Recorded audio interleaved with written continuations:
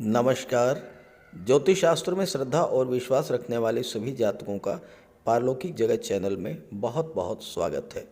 13 नवंबर 2022 शाम 4:10 पर पराक्रम, साहस, शौर्य और ऊर्जा के कारक भूमि पुत्र मंगल अपनी वर्तमान शत्रु राशि मिथुन राशि को छोड़कर वक्री अवस्था में अपनी सम राशि वृषभ राशि में गोचर कर चुके हैं। वृषभ राशि में मंगल पूरे 120 दिन तक 12 मार्च 2022 तक गोचर करेंगे और वृषभ राशि में ही मंगल 13 जनवरी 2022 को मार्गी हो जाएंगे और 12 मार्च 2022 की प्रातः पुनः एक बार राशि परिवर्तन करके मिथुन राशि में गोचर करेंगे। इस बार का मंगल का ये महापरिवर्तन शुक्र की राशि वृषभ राशि में 4 माह का दीर्घकालीन प्रवास बहुत ही विशिष्ट ग्रह स्थितियां लेकर आया है। राहु 22 नवंबर को महाबली हो रहे हैं और राहु से मंगल का 2-12 का संबंध बन रहा है। साथ ही साथ शनि भी 23 अक्टूबर से मार्गी हो चुके हैं और मंगल के साथ नवम पंचम का योग बना रहे हैं, जो कि बहुत ही शुभ और श्रेष्ठ योग है। तो मंगल के इस महापरिवर्तन का वृश्चिक राशि के जातकों के जीवन पर क्या प्रभाव पड़ेगा, इसी का विश्लेषण करेंगे इस वीडियो में। लेकिन उससे पहले काल पुरुष कुंडली के आधार पर मैं आपको ये समझाऊंगा कि राहु मंगल का 2-12 योग क्या है, मंगल शनि का नवम पंचम योग क्या है और इसके क्या क्या शुभ प्रभाव पड़ेंगे आपके जीवन पर। ये विश्लेषण आपकी चंद्र राशि के आधार पर किया जा रहा है। वीडियो के अंत में मैं आपको मंगल और राहु के उपाय भी बताऊंगा। तो चलिए वीडियो शुरू करते हैं। देखिए, ये है कालपुरुष की कुंडली। इसी के आधार पर मैं आपको मंगल के महापरिवर्तन प्रभाव को समझाने का प्रयास करूंगा। मंगल का गोचर वृषभ राशि में है, राहु का गोचर मेष राशि में है, शनि का गोचर मकर राशि में है और शुक्र का गोचर वृश्चिक राशि में है। मंगल आमतौर पर 45 दिन तक एक राशि में गोचर करते हैं, लेकिन इस बार मंगल का ये गोचर लगभग 4 माह तक वृषभ राशि में रहेगा। इस स्थिति को ज्योतिष शास्त्र में मंगल का अतिचारी होना कहते हैं। अब आप देखिए कि मंगल का राहु के साथ 2-12 का संबंध बन रहा है। देखिए, राहु से दूसरे नंबर पर दूसरे भाव में मंगल हैं 1, 2 और आप मंगल से देखिए तो 12वें पर है राहु 1, 2, 3, 4, 5, 6, 7, 8, 9, 10, 11, 12। तो इस तरह से मंगल और राहु का 2-12 का संबंध बन रहा है और शनि से नवम पंचम का संबंध बन रहा है। शनि से देखिए 1, 2, 3, 4, 5। शनि से 5वें स्थान पर यानी त्रिकोण के स्थान पर मंगल हैं और मंगल से नवम स्थान पर यानी त्रिकोण के स्थान पर शनि का गोचर है। तो मंगल और शनि में त्रिकोण का संबंध बन रहा है। इसके अलावा मंगल और शुक्र का परिवर्तन योग भी बन रहा है। हालांकि ये परिवर्तन योग केवल 5 दिसंबर तक बनेगा। मंगल का गोचर शुक्र की राशि में और शुक्र का गोचर मंगल की राशि में, तो परिवर्तन योग भी बन रहा है। अब पहले बात करते हैं राहु और मंगल के 2-12 के संबंध में। इस समय राहु महाबली हैं और राहु अगर अकेले हों तो उस भाव के स्वामी के रूप में करते हैं और कार्य करते हैं और केंद्र या त्रिकोण के भाव में एक्सलेंट रिजल्ट देते हैं। राहु मंगल राहु से दूसरे भाव में है। दूसरा भाव क्या है? धन के संचय का, परिवार का, वाणी का, धन के निवेश का, आपके फूड भोजन का। अब राहु क्या है? राहु है एक्सपेंशन, राहु है विस्तार, राहु एक्सट्रीम को शो करते हैं। मंगल राहु से सेकंड पर हैं तो राहु एक्सपेंशन करेंगे सेकंड हाउस का, यानी कि धन के संचय में वृद्धि होगी, परिवार में वृद्धि होगी। परिवार कैसे बढ़ेगा? या तो किसी बच्चे का जन्म होगा या परिवार में किसी सदस्य का विवाह होगा, तो इस तरह से परिवार की वृद्धि होगी। राहु के प्रभाव से निवेश बढ़ेगा, भूमि भवन या प्रॉपर्टी में आपका निवेश बढ़ेगा, चूँकि मंगल भूमि पुत्र कहे जाते हैं। आपका बैंक बैलेंस बढ़ेगा। अब राहु के प्रभाव से निवेश भी आपका बढ़ेगा। दूसरी तरफ राहु मंगल से 12वें पर हैं। 12वां क्या है? 12वां भाव है खर्च का, तो खर्च बढ़ेगा, इसमें कोई दो राय नहीं। लेकिन किन चीज़ों पर खर्च होगा? 12वां भाव है विदेश का। मंगल है मेडिकल और सर्जरी, गेम्स और स्पोर्ट्स के कारक। आपकी संतान मेडिकल या सर्जरी के क्षेत्र में उच्च शिक्षा के लिए विदेश जा सकती है। किसी मेडिकल कॉन्फ्रेंस में भाग लेने के लिए आप विदेश जा सकते हैं। गेम्स या स्पोर्ट्स के क्षेत्र में आप विदेश यात्रा कर सकते हैं और इन पर पैसा खर्च होगा। लेकिन पैसा खर्च होना और धन का आना दोनों साथ साथ होगा। पैसा भले ही खर्च हो, लेकिन वो पैसा आपको मिलता भी रहेगा। 12वां भाव धर्म और अध्यात्म का होता है, तो आप धार्मिक या मांगलिक आयोजन अपने घर में कर सकते हैं। शादी ब्याह हो या बच्चे का मुंडन संस्कार, जन संस्कार हो, या इस तरह के मांगलिक आयोजनों पर आपका धन खर्च होगा। अब बात करें शनि और मंगल के नवम पंचम योग की, तो शनि और मंगल दोनों ही एक दूसरे की त्रिकोण पर हैं। जब कोई भाव और उसमें स्थित ग्रह किसी दूसरे ग्रह के त्रिकोण में होते हैं तो वो भाव, वो ग्रह एक्टिवेट हो जाता है। शनि से मंगल त्रिकोण पर हैं तो शनि मंगल को और सेकंड हाउस को एक्टिवेट कर देंगे। अब मंगल क्या है? शौर्य, पराक्रम, ऊर्जा के कारक। शनि है परिश्रम के, टाइम की पंक्चुअलिटी और न्याय के कारक।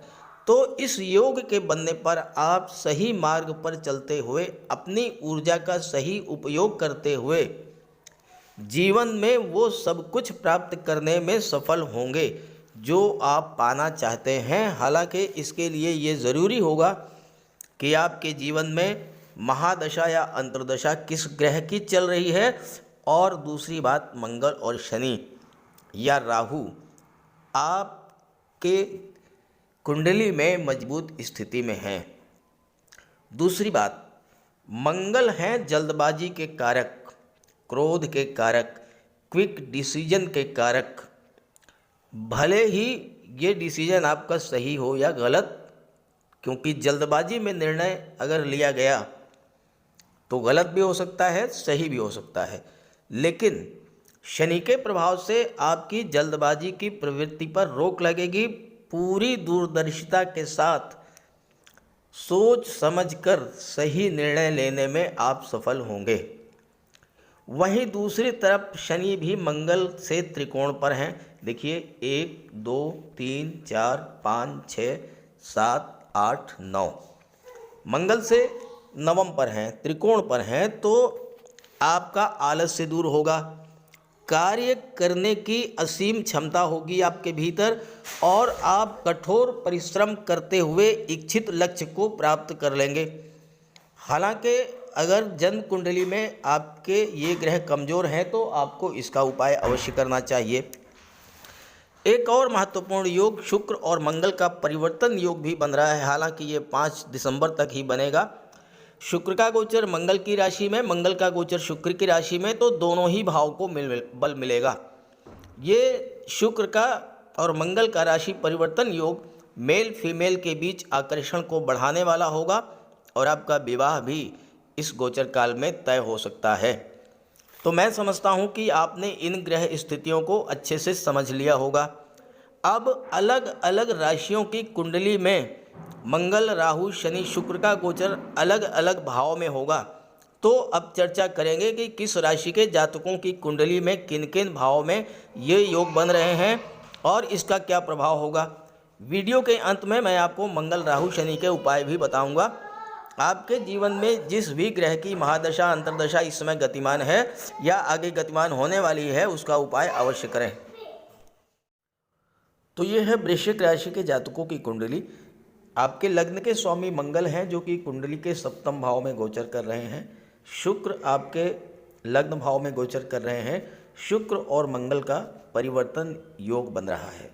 शनि कुंडली के पराक्रम भाव में गोचर कर रहे हैं। राहु छठे भाव में, केतु 12वें भाव में। ये तो हैं ग्रह स्थितियाँ। अब जैसा कि मैं अपने हर वीडियो में बताता हूँ कि पिछला माह आपके साथ कैसा रहा, आपके जीवन में क्या क्या परेशानियाँ आई, ताकि आप पास्ट, प्रेजेंट और फ्यूचर तीनों को इंटरकनेक्ट करके ग्रहों के प्रभाव को समझ सकें और ग्रहों का उपाय करके अपने जीवन में आ रही समस्याओं को दूर कर सकें और जीवन में खुशहाली ला सकें। तो देखिए, पिछले माह में 16 अक्टूबर से 13 नवंबर, आप ये टाइम नोट कर लीजिए, डेट नोट कर लीजिए। 16 अक्टूबर से 13 नवंबर के बीच मंगल का गोचर मिथुन राशि में था, कुंडली के अष्टम भाव में। अब यहाँ देखिए, दो चीज़ें हैं। मिथुन राशि बुध की राशि है और मंगल बुध में नैसर्गिक शत्रुता। तो एक तो शत्रु राशि में गोचर करने के कारण मंगल पीड़ित हुए। दूसरी बात, अष्टम भाव अपने आप में पीड़ाओं का, कष्टों का, दुख दर्द का, दुर्घटनाओं का भाव होता है। और जो तीसरी महत्वपूर्ण बात है वो ये है कि शनि और मंगल का षडाष्टक योग बना, जिसे ज्योतिष शास्त्र में सबसे खराब योग की संज्ञा दी गई है। अब शनि से काउंट कीजिए, 1, 2, 3, 4, 5 और 6। शनि से छठे भाव पर मंगल। छठा भाव क्या होता है? रोग, ऋण, शत्रुता, विघ्न, बाधा, परेशानी।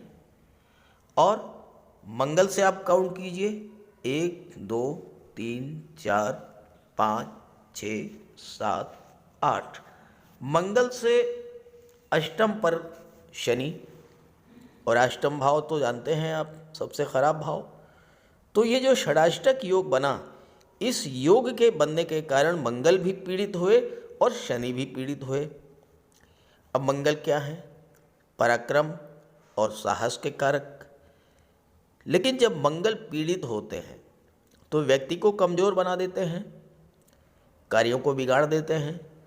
जब व्यक्ति अपने आप को कमज़ोर स्थिति में पाता है तो उसे क्रोध बहुत आता है।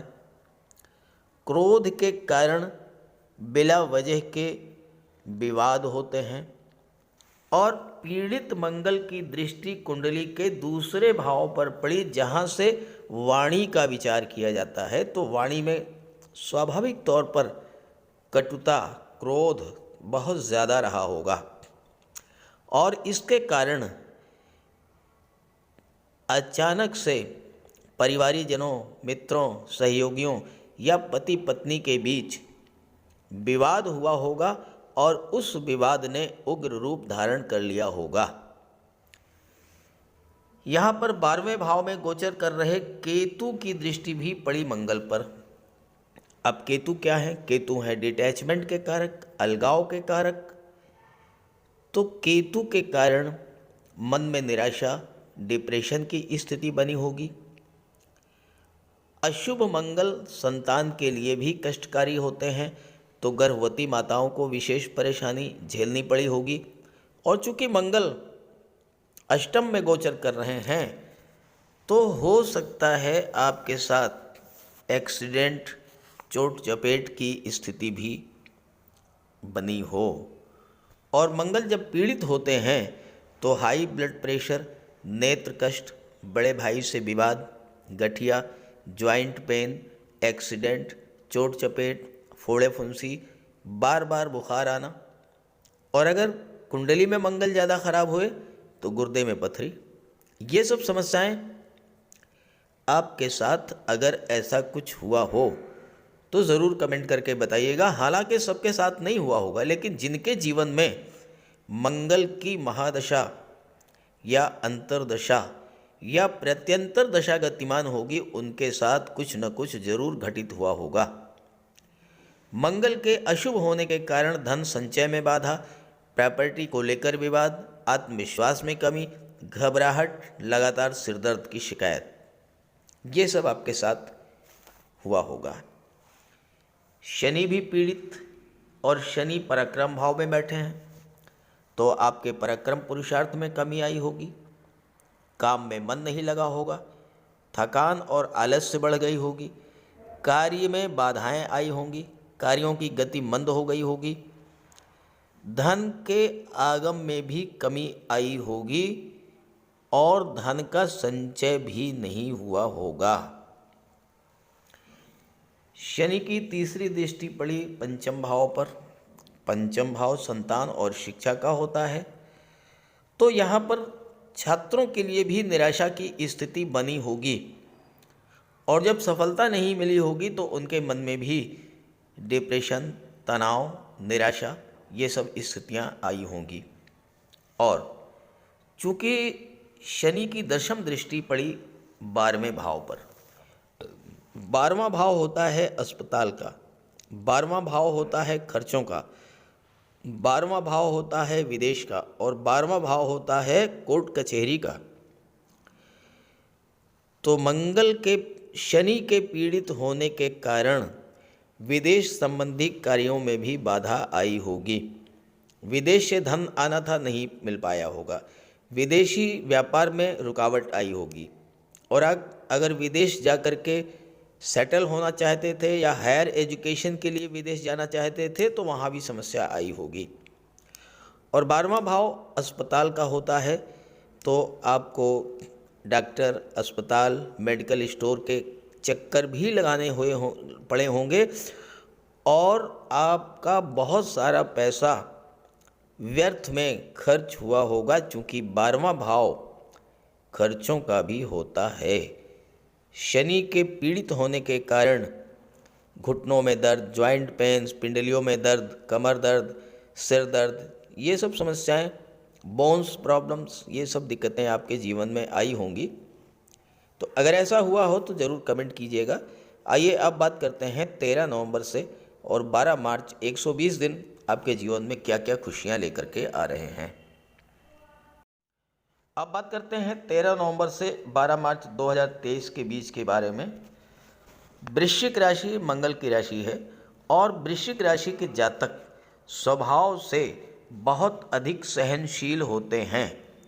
जीवन में बड़ी से बड़ी समस्याओं से ये जातक बड़ी ही खामोशी से जूझते रहते हैं, झेलते रहते हैं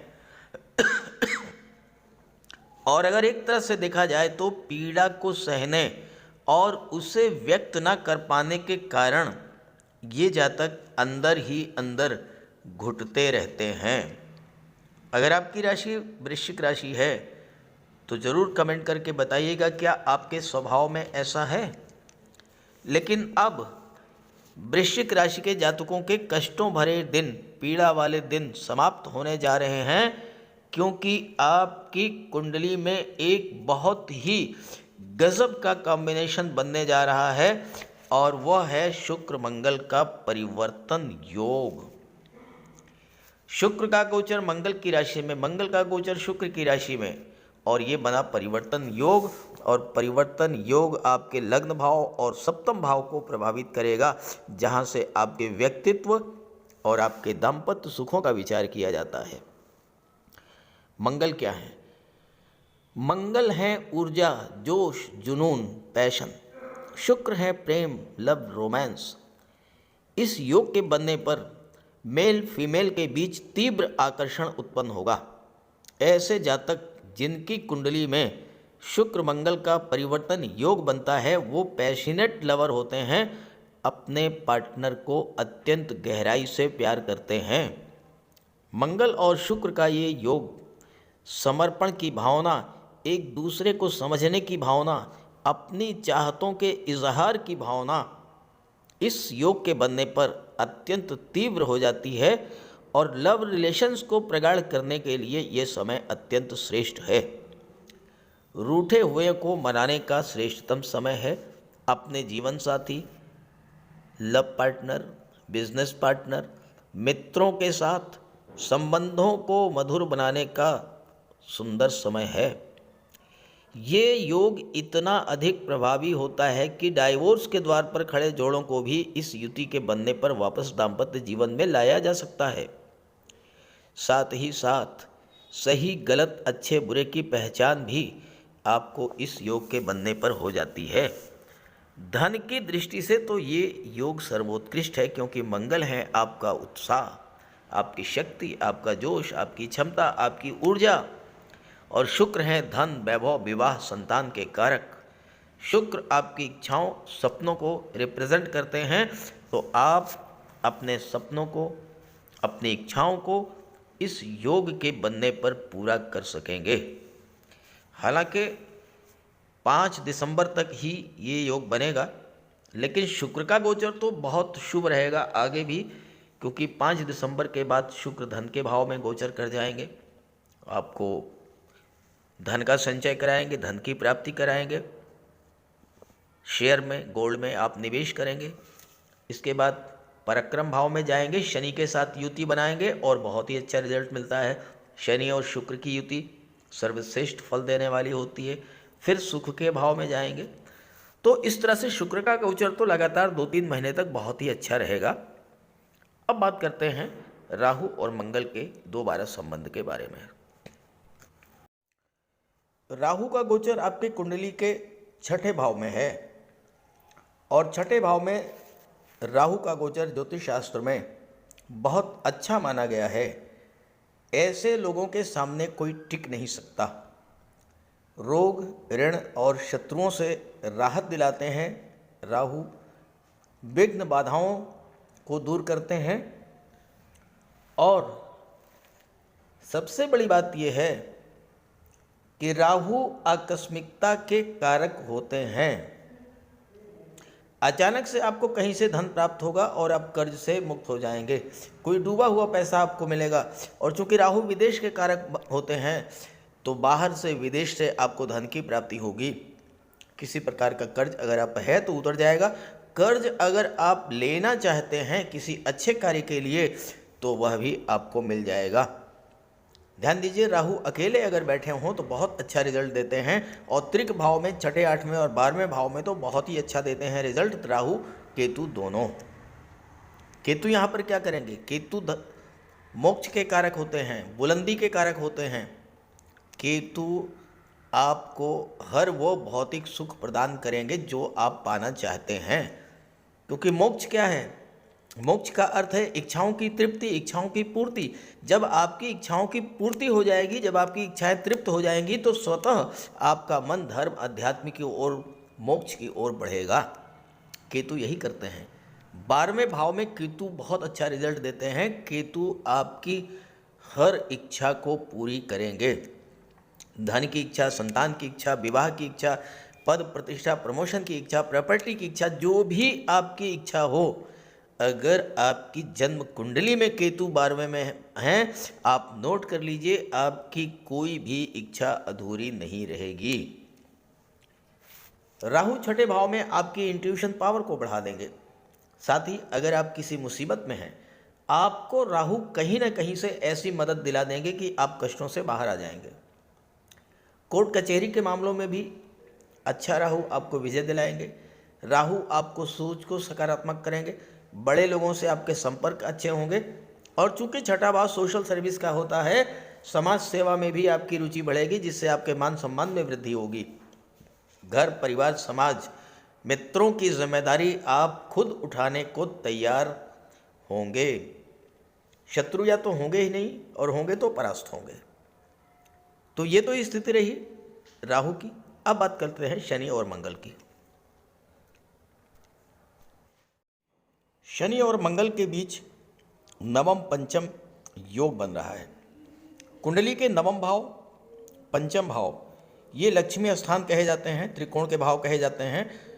और आप शनि से काउंट करें, 1 2 3 4 5, शनि से पंचम पर है मंगल, त्रिकोण के भाव में हो गए मंगल, तो शनि मंगल को एक्टिवेट करेंगे। और अगर आप मंगल से गिने 1 2 3 4 5 6 7 8 9, तो मंगल से नवम स्थान पर है शनि दूसरे त्रिकोण पर, तो मंगल शनि को एक्टिवेट करेंगे।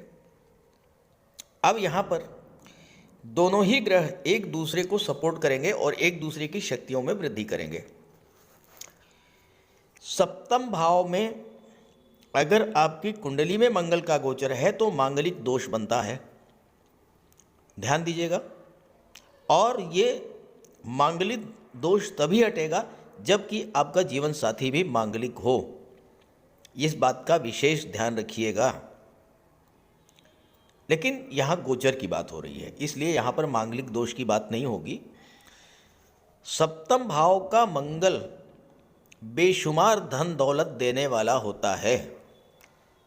ऐसे जातक या तो पीक पर होंगे या बिल्कुल बॉटम पर। धन की कमी कभी भी नहीं होगी। किसी भी परेशानी को बहुत बड़े हौसले से फेस करते हैं। कोई भी कार्य हो, डॉक्टर हो, वकील हो, आर्मी में हो, एयरफोर्स में हो, अपने काम में माहिर होते हैं। अपने काम से ही तरक्की और नाम अर्जित करते हैं। ऐसे जातक जिनकी कुंडली में मंगल सप्तम में हो, छोटा सा उपाय बता दे रहा हूँ। अगर आप दूसरों को मीठा खिलाएंगे तो आप अपने जीवन में बेहतरी महसूस करेंगे। मंगल की चौथी दृष्टि पड़ेगी कुंडली के दशम भाव पर, जहाँ से आपके जॉब, कैरियर, प्रोफेशन का विचार किया जाता है। अगर आप मंगल से संबंधित क्षेत्रों में army, air force, navy, military, police विभाग, para military forces, games, sport, medical and surgery, fire related works, engineering, technical work, इन सब क्षेत्रों से जुड़े हुए हैं तो इस गोचर काल में आपको अपने कार्य क्षेत्र में सफलता, उन्नति और धन का लाभ, ये सब देखने को मिलेगा। एक विशेष बात, मंगल अगर सप्तम भाव में है आपकी जन्म कुंडली में, जिस भी चीज की इच्छा हो वो एक बार जरूर पूरी होगी। भले ही गोचर में है, लेकिन इन 120 दिनों में आपकी जो इच्छा होगी वह मंगल पूरा करेंगे, क्योंकि मंगल केंद्र के भाव में है, शनि से त्रिकोण के भाव में है, और शनि मंगल से त्रिकोण के भाव में है। तो कार्य क्षेत्र में आप नए उत्साह के साथ आगे बढ़ेंगे। आलस्य, थकान जो थी वो दूर होगी, कार्यों में जो रुकावट थी वो दूर होगी। जो कार्य आप भाग्य के सपोर्ट के बगैर पूरा नहीं हो पाया था, वह सारे कार्य आपके पूरे होंगे। शनि की तीसरी दृष्टि पड़ेगी पंचम भाव पर, तो छात्रों के लिए भी अच्छा समय आने वाला है। प्रतियोगी परीक्षाओं में सफलता मिलेगी, पढ़ाई में मन लगेगा। अभी तक जो मन में आलस्य की भावना थी, पढ़ाई से मन दूर हट रहा था, वो सब दूर होगा और आप एक नए सिरे से फिर से अपनी परीक्षाओं में जुटेंगे, सफलता अर्जित करेंगे। शनि की दृष्टि भाग्य भाव पर पड़ेगी तो भाग्य का भी सपोर्ट मिलेगा। शनि वक्री थे इसलिए भाग्य का साथ नहीं मिल रहा था, जैसे ही शनि मार्गी हो गए और अब मंगल से त्रिकोण पर हैं तो भाग्य भी आपका साथ देगा। शनि की दृष्टि पड़ेगी 12वें भाव पर, तो विदेश संबंधी कार्यों में भी आपको सफलता मिलेगी। विदेश उच्च शिक्षा के लिए जाना चाहते थे, मेडिकल और सर्जरी के क्षेत्र में, गेम्स और स्पोर्ट्स के क्षेत्र में अगर आप विदेश जाना चाहते हैं तो इस गोचर काल में विदेश जाना आपके लिए अत्यंत श्रेष्ठ रहेगा। आप अपने लक्ष्य को प्राप्त करेंगे, धन और नाम दोनों ही अर्जित करेंगे। तो ये समय आपके लिए बहुत अच्छा रहेगा। आने वाले 120 दिन का आप पूरा लाभ उठाएं और ज़्यादा से ज़्यादा लाभ उठाने के लिए आप शनि, मंगल और राहु का उपाय जरूर करें। तो बात करते हैं उपायों पर। मंगल का सबसे बड़ा उपाय है बजरंग बली की उपासना करना। आप बजरंग बली की उपासना कीजिए, बजरंग बली के मंदिर में जाइए, उनके चरणों का सिंदूर अपने मस्तक पर धारण कीजिए। साथ ही साथ हनुमान चालीसा का पाठ कीजिए, बजरंग बाण का पाठ कीजिए। मंगलवार के दिन अगर आप व्रत रख सकें तो मंगलवार का व्रत रखिए। साथ ही साथ हनुमान जी को चोला चढ़ाइए। मंगलवार के दिन स्नान करने के जल में लाल चंदन या लाल पुष्प डालकर स्नान करें। स्नान करने के बाद लाल रंग के वस्त्र धारण करें। अगर नहीं कर सकते हैं लाल रंग के वस्त्र धारण, तो कम से कम एक लाल रुमाल अपनी जेब में जरूर रखें। मंगलवार के दिन मंदिर में जाएं, बजरंगबली के लड्डू का भोग लगाएं और गरीबों में बांट दें। घर की दक्षिण पश्चिम दीवार पर उड़ते हुए हनुमान जी का चित्र लगाएं। साथ ही साथ गरीबों में लाल वस्त्र, मसूर, गुड़, लाल चंदन, मिठाई, लड्डू, बताशे, रेवड़ी ये सब बांटिए। मस्तक पर लाल चंदन का टीका लगाएं या हनुमान जी के चरणों का सिंदूर लगाएं। मंगलवार के दिन बंदरों को गुड़ और चना खिलाएं। बहते हुए जल में लाल पुष्प, तिल या गुड़ प्रवाहित करें और जेब में एक तांबे का सिक्का रखें।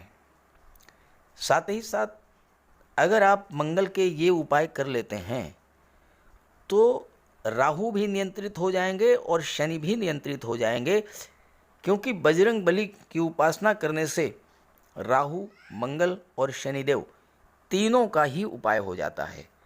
इसके अलावा एक चांदी की छोटी सी ठोस गोली चाहे आप जेब में रखें या चेन में पहन लें या ब्रेसलेट में लगा लें।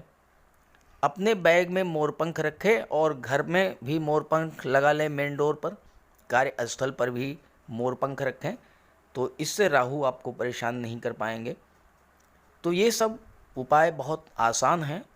सुंदरकांड का पाठ कीजिए, बजरंग बाण का पाठ कीजिए, हनुमान चालीसा का पाठ कीजिए। ऐसा कोई उपाय नहीं है जो आप नहीं कर सकते, और आप इन उपायों को कीजिए, फिर देखिए आपको कितना बड़ा लाभ मिलता है। राहु का कोई अशुभ प्रभाव आप पर न पड़े, इसलिए राहु का उपाय जरूर करें। राहु का सबसे बढ़िया उपाय है मोर पंख। देखिए, राहु को सर्प का स्वरूप माना गया है और मोर सर्प को खा जाता है, तो जहाँ पर मोर पंख रहता है वहाँ पर राहु का प्रवेश नहीं होता है। अपने घर के मेन डोर पर, बेडरूम में, ड्राइंग रूम में, स्टडी रूम में एक एक मोर पंख लगा दें। एक मोर पंख अपने तकिए के नीचे रखें। जहाँ पर आप कार्य करते हैं ऑफिस में, वहाँ भी मोर पंख रखें और अपने बैग में एक मोर पंख ज़रूर रखें और एक सुरमे की डिबिया, ये दो चीज़ें अपने बैग में हमेशा रखें। और एक छोटी सी चांदी की गोली अपनी जेब में रखें। इससे राहु और बुध दोनों का उपाय हो जाता है। काले कुत्ते को भोजन दें, काली गाय की सेवा करें, इससे राहु, केतु और शनि तीनों ही प्रसन्न होते हैं। कुष्ठ आश्रम में जाकर के या दिव्यांगों को भोजन का दान दें। और एक नारियल शनिवार के दिन अंधेरा होने पर अपने सिर के एंटी क्लॉकवाइज 7 बार घुमा करके नदी में बहा दें। दुर्गा माता का आशीर्वाद प्राप्त करें। दुर्गा चालीसा का पाठ करें। सोमवार के दिन शिवलिंग पर अभिषेक करें। सफ़ेद चंदन का टीका लगाएं और एक सफ़ेद चंदन का टुकड़ा अपने पास रखें। घर में कपूर की धूनी दें। ये छोटे छोटे से उपाय हैं। अगर आप इन उपायों को करते हैं तो निश्चित रूप से राहु के सभी शुभ फल आपको प्राप्त होंगे। तो उपाय ज़रूर कीजिएगा, लाभ मिलेगा। और जब लाभ हो तो कमेंट करके बताइएगा और ये वीडियो अपने साथियों को, अपने मित्रों को भी शेयर कर दीजिएगा। नमस्कार।